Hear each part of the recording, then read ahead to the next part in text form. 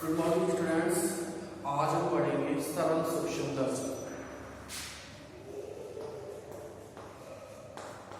सरल सूक्ष्मदर्शी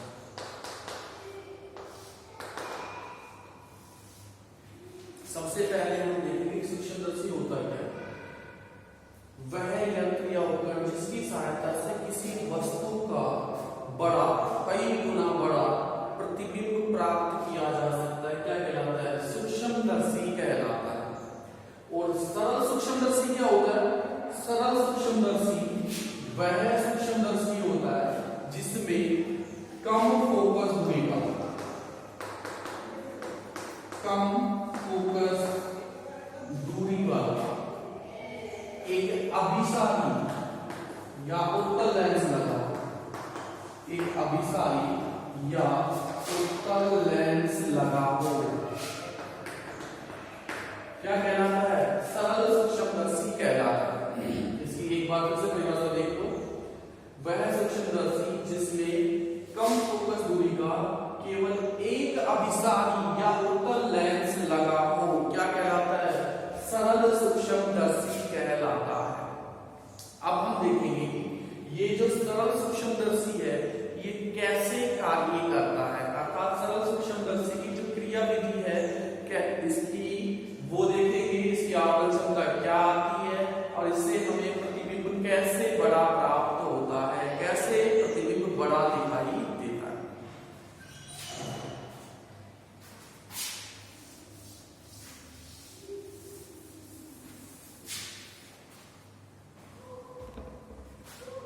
देखिए ये हमने लिया एक उत्तल लेंस, ये है मुख्य, ये इसका प्रकाशीय केंद्र O ले लिया। यहाँ पे कोई वस्तु रखी दिखाई दे रही है वस्तु। अब हम क्या करते हैं, इस वस्तु से इसके ऊपर प्रकाश की किरण आपतित करवा, तो वो प्रकाश की किरण अपवर्तन के बाद कहां से गुजरेगी? मुख्य फोकस से प्रकाश की किरण आपतित कर रही है। अब क्या करते हैं, एक प्रकाश की किरण कहां से? प्रकाशित केंद्र से आपतित होगी और उसी पथ से वापस लौट जाएगी।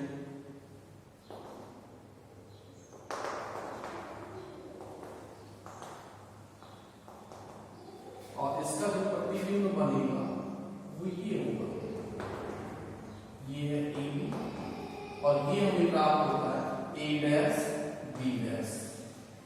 ये तो है बिंब दूरी, क्या है? बिंब दूरी, या इसे स्पष्ट दृष्टि की न्यूनतम दूरी भी कह सकते हैं। क्या कह सकते हैं? स्पष्ट दृष्टि की न्यूनतम दूरी। और प्रतिबिंब कहां पे बनेगा? जहां पे प्रतिबिंब बनेगा हमें दिखाई देगा, और वो दूरी भी क्या कहां पे होगी? स्पष्ट दृष्टि की न्यूनतम दूरी कहलाएगी। क्या कहलाएगी? स्पष्ट दृष्टि की न्यूनतम दूरी।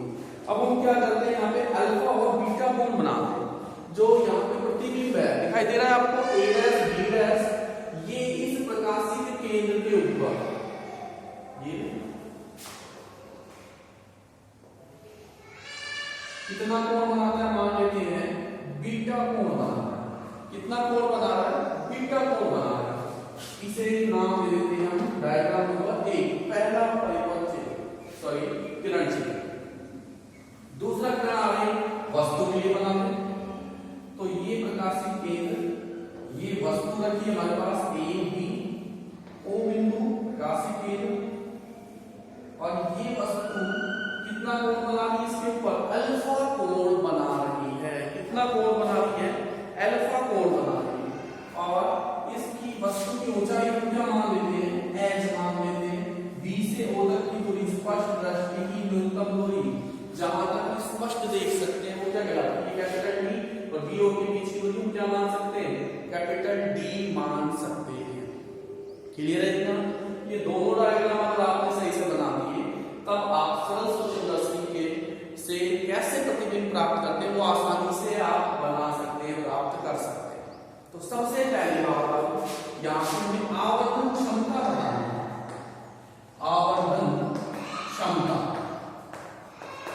जिसे क्या कहते हैं, मैग्निफिकेशन पावर, एम से जिसे प्रदर्शित करते हैं।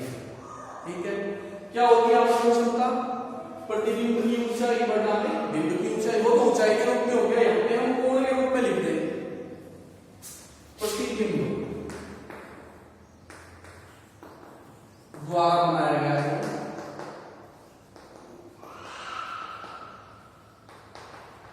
बटा में बिंब द्वारा बनाया गया, ऊपर आएगा प्रतिबिंब का और नीचे आएगा बिंब का।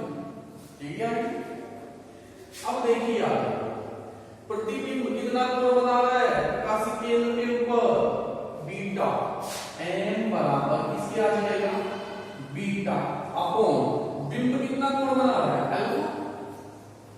ठीक है, अब जो ये कोण है, दोनों ही कोण बीटा और अल्फा स्पर्श ज्या के रूप में ले, किस रूप में ले, स्पर्श ज्या के रूप में ले, तब क्या बन जाएंगे, एम बराबर tan beta upon tan alpha. क्या बन गया, एम बराबर tan beta upon tan alpha, और इसे दे देते हैं समीकरण नंबर 1। क्या दे दिया, समीकरण 1 दे दिया है, बराबर tan beta upon tan alpha. अब tan बीटा और tan अल्फा का मान इन किरण आरेख, ये नंबर 1 और ये किरण आरेख नंबर 2 के डायग्राम्स की सहायता से हम ज्ञात करेंगे और इनका मान समीकरण 1 में रख देंगे। देखिए बात,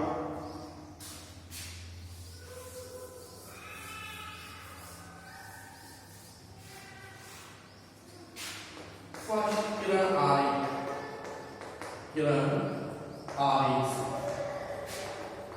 क्या लेते हैं, यहां पे हम त्रिभुज लेंगे ए बी ओ, कौन सा लेंगे, त्रिभुज ए बी ओ ले लेते हैं। ये समूह भुजाएं, संगत भुजाएं हैं, दोनों का अनुपात कैसा होगा, बराबर। तो क्या ले लेते हैं, त्रिभुज ए बी ओ से, त्रिभुज ए बी ओ से हमें निकालना है tan बीटा। क्या निकालना है, tan बीटा हमें ज्ञात करना है, और tan बीटा का सूत्र क्या होता है, लंब बटा में आधार। क्या प्राप्त होता है, लंब बटा में आधार। लंब कितना है, ए बी, और आधार कितना है, बी ओ। लंब ए बी और आधार बी ओ है। अब देखिए आप, बराबर A B upon B O का मान कितना है, u है, कितना मान है, u मान प्राप्त होता है। तो हमें tan बीटा का मान कितना प्राप्त हो गया, ए बी अपॉन u प्राप्त हो गया। क्लियर है ना, इसे दे देते हैं समीकरण नंबर 2। अब हम लेते हैं किरण आरेख नंबर 2, सेकंड किरण आरेख, किरण आरेख सेकंड किरण आरेख लेंगे, यहां पर कौन सा नंबर से भी हो, त्रिभुज ए बी ओ से। अब कौन सा कोण निकालेंगे, tan अल्फा का मान ज्ञात करेंगे। tan के लिए सूत्र हमें पता है, लंब बटा में आधार होता है। लंब का मान कितना है, ए बी, और आधार का मान बी ओ। लेकिन अब यहाँ पे जो बी ओ है वो परिवर्तित हो रहा है, कितना मान आ रहा है उसका, डी मान प्राप्त हो रहा है। तब tan अल्फा का मान ए बी अपॉन डी प्राप्त होता है, और इसे देते हैं समीकरण नंबर 3। समीकरण 2 tan beta equal to A B upon U प्राप्त होता है, और tan अल्फा बराबर ए बी अपॉन डी, समीकरण 3 प्राप्त होगा। ठीक है, अब हम समीकरण 2 और समीकरण 3 को समीकरण 1 में रखेंगे।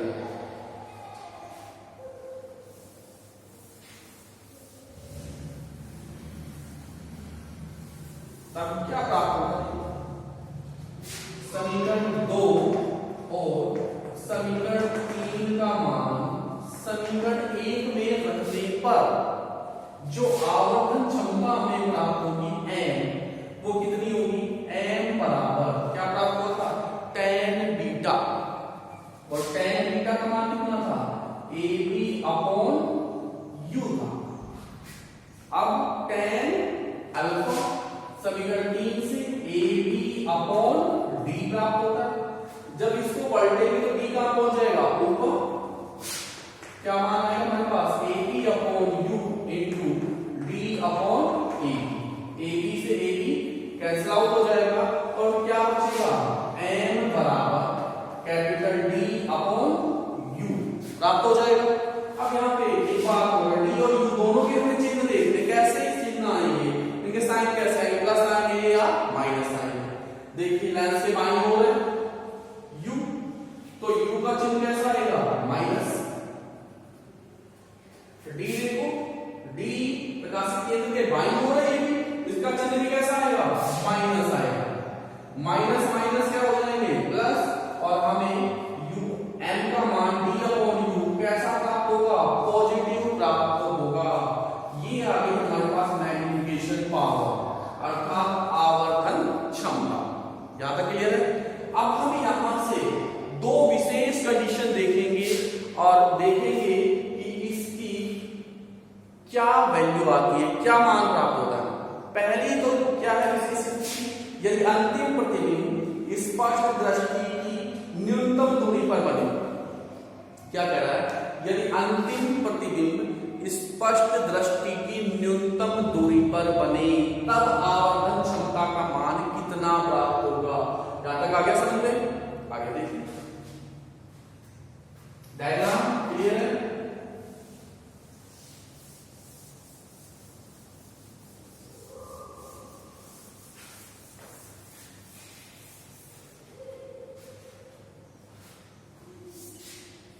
विशेष स्थिति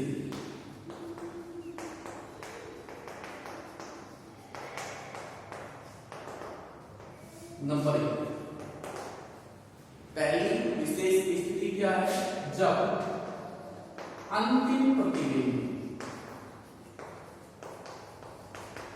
स्पष्ट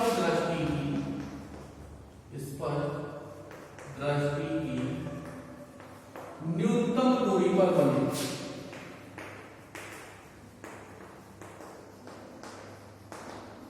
तब हमें आवर्धन क्षमता देखनी है सरल सूक्ष्मदर्शी की कितनी प्राप्त होती है।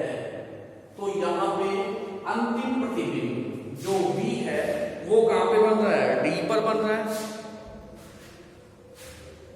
क्या कंडीशन आएगी, जो V है वो कहां पे बन रहा है, D पर बन रहा है, क्लियर। और जो U है वो U पर ही, वस्तु कहां पे रखी हुई है, बिंब दूरी। और अंतिम प्रतिबिंब कहां बन रहा है, स्पष्ट दृष्टि की न्यूनतम दूरी पर।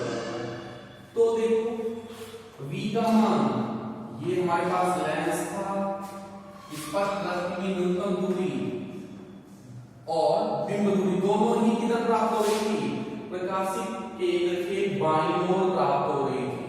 तो हम V और U दोनों से एक ही मान कौन से चिन्ह में लेंगे, माइनस लेंगे, ऋणात्मक लेंगे। V की जगह पे क्या ले सकते हैं, माइनस V, और U की जगह पे क्या ले लेंगे, माइनस U ले लेंगे। तब लेंस सूत्र से, याद है सभी को, लेंस सूत्र क्या होता है, 1/v माइनस 1/u बराबर 1/f। 1/v माइनस 1/u बराबर 1/f। क्लियर है। अब v की जगह पे क्या लिखना है, minus v, 1/-v minus 1/u की जगह minus u is equal to 1/f, या minus 1/v minus minus plus 1/u is equal to 1/f। हमें 1/u निकालना है, तो क्या चलेगा, 1/f माइनस का है, इधर आएगा तो 1/v प्राप्त हो जाएगा। तो 1/u बराबर 1/f प्लस 1/d हमें प्राप्त हो जाता है। तब हमें ये देखना है कि इसकी आवर्धन क्षमता अब इस कंडीशन में क्या होगी। हम जानते हैं m बराबर क्या प्राप्त हुआ था, d/u प्राप्त हुआ।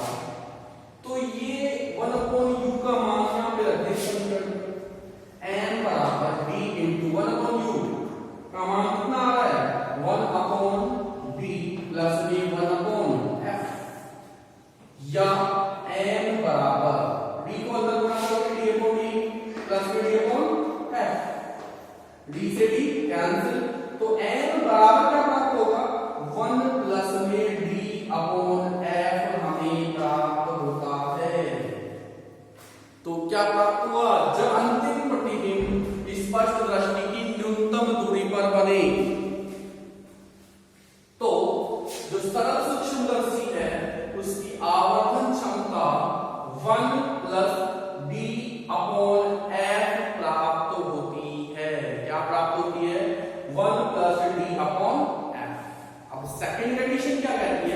सेकंड कंडीशन क्या है, जब अंतिम प्रतिबिंब अनंत पर बने, जब अंतिम प्रतिबिंब कहां पे बने, अनंत पर बने।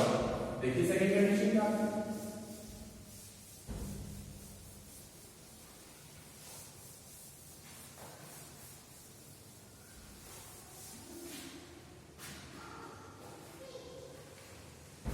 सेकंड, जब अंतिम प्रतिबिंब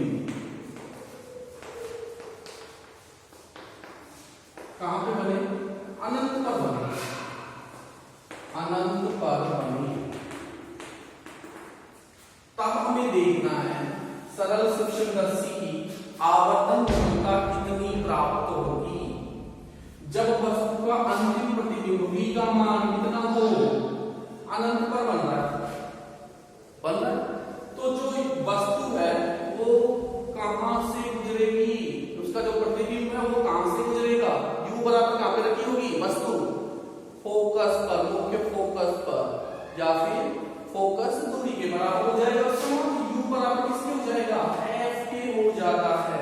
u का मान किसके बराबर आ जाता है, f के बराबर आ जाता है। क्लियर है इतना। लेंस सूत्र,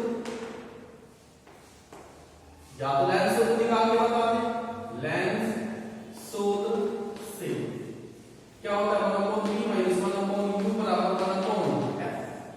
इसका मान क्या है, 1/अनंत माइनस जो वस्तु है वो किधर है, बाईं तरफ ही है, कहां पे है, बाईं तरफ है, तो क्या आएगा इसका मान माइनस u बराबर 1/f। एक मिनट का भाग देंगे 0, minus minus plus 1/u is equal to 1/f। या तो सीधा ये लिख दें कि 1/f की जगह क्या लिख देंगे, 1/u, या 1/u की जगह क्या लिख दें, 1/f।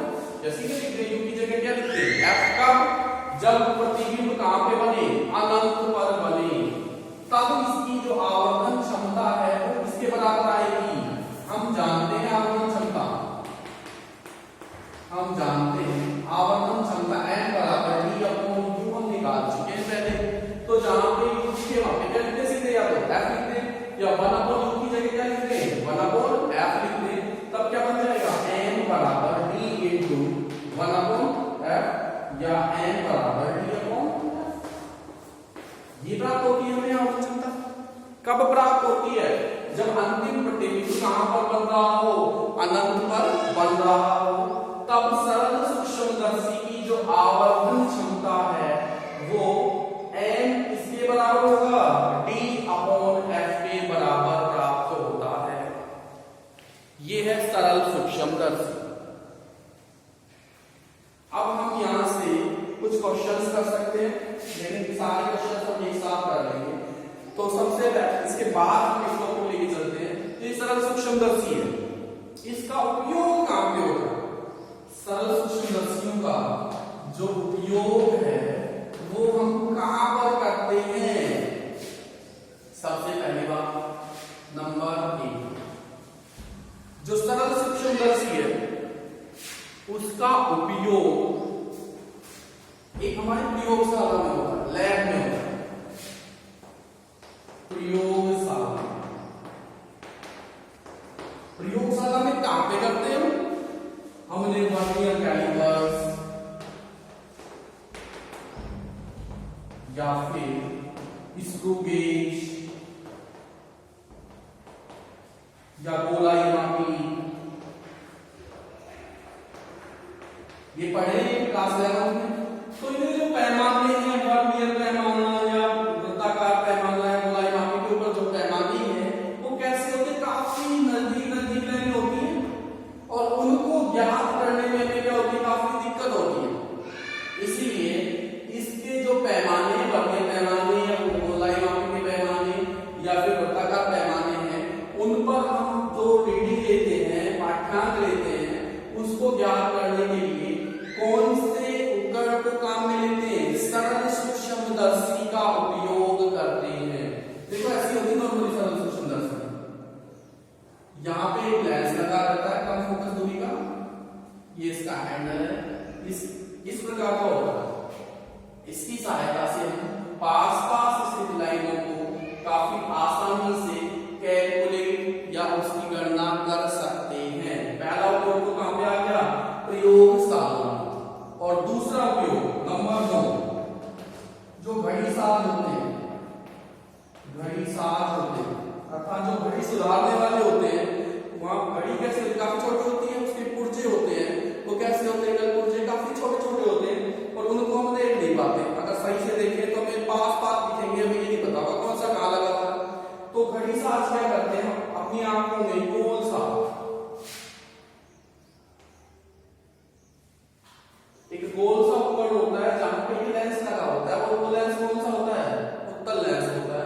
अपनी आंख के ऊपर लगा लेते हैं और जब उस घड़ी को देखते हैं तो वो कल मुझे काफी बड़ी दिखाई देती है।